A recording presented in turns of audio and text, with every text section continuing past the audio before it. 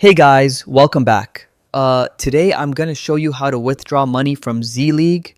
It's actually simpler than it looks, so let's jump right in. First things first, log into your Z League account.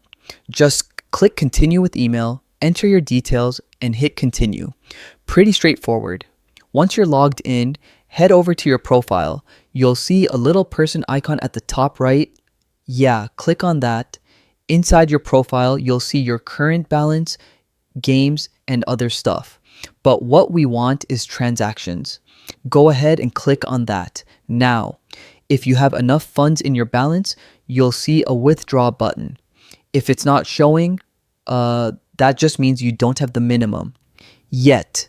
So you'll need to play and earn more first. If the button is there, click withdraw and fill out the form with your payout details, like where you want the money sent. Once that's done, just confirm and yeah, that's it. And that's basically how you withdraw your earnings from Z League. If this was helpful, go ahead and like the video, subscribe, and check out the next tutorial.